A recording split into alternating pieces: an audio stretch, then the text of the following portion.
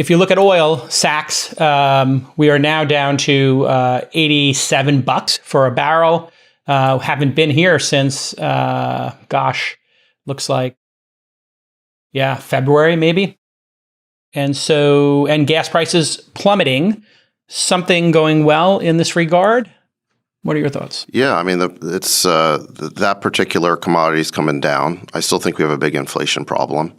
Why do you think it's going down? I guess production's stepping up. I mean, in response to higher prices, people increase production, and the price comes down. No. There's less demand. The crazy sad thing about this whole thing with Biden was that OPEC came back and they basically said we can increase supply 600,000 barrels a day, but the only two countries that are able to do it were, I think, Kuwait and Saudi. And the total number of barrels was about 100,000. So with all the bluster and all of this stuff, you're right. Actually, there's no supply. It's because the interest rate increases are actually having an effect.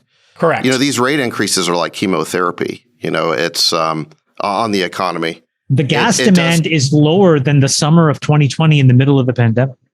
Yeah, in the United States. Yeah, you're right. So the commodity prices are reflecting expectations that the economy is slowing down and maybe in a recession. So supply modestly up, demand massively down equals, hey, we want to get people to buy this commodity. It will lower the prices. Lo and behold, the same thing is happening a little bit with groceries, and we'll see what happens with travel. Homes also spectacularly falling down in price, and the inventory spiking as well. So what's your take here? Unpack the 75 basis point increase in the chemotherapy that you were going down that road. Well, let me just speak to this rally in the market for a second, because I think there was a really interesting chart that Philippe Lafont showed at that COTU summit that we talked about on this pod a few months ago. And I'll just put it on the screen. I put it in the chat. What it basically shows is that during protracted bear markets, you can still get substantial bear market rallies. And so during the 2001 dot-com crash, you had these plus 32%, plus 41%, plus 45% rallies. But even while the market as a whole was going down. And so they ended up being sort of sucker rallies. Now, I don't know if that is what's happening here, but it is a possibility. One interpretation, Sachs, of this could be people are picking the winning stocks while the losers continue to lose, and that's what's causing this, jagged edge or the dead cat bouncing, as they say. Which is what we're seeing in a lot of these public companies, right? I don't know if you're watching, but Uber, obviously I'm still a big shareholder, had a massive print.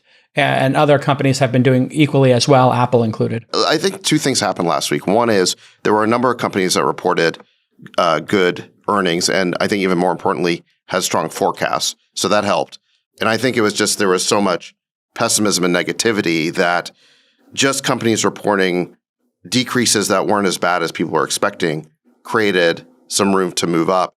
But the other thing that drove the rally is that the Fed made these comments on the heels of that 75 basis point rate increase that we were close to neutral. And so the market seemed to get really optimistic that we wouldn't get much more in the way of rate increases. Maybe there'd be a 50 basis point rate increase towards the end of the year, which would bring the Fed funds rate up to about the 2-year bond rate. So the idea was we're close to neutral, and markets really reacted to that.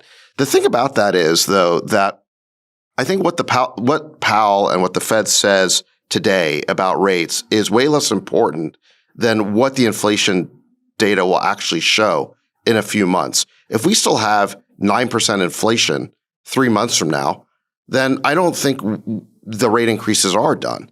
So at the end of the day, I think that the data here is going to be a lot more important than what the Fed says, because certainly the Fed has said a lot of things over the past couple of years that turned out not to be true.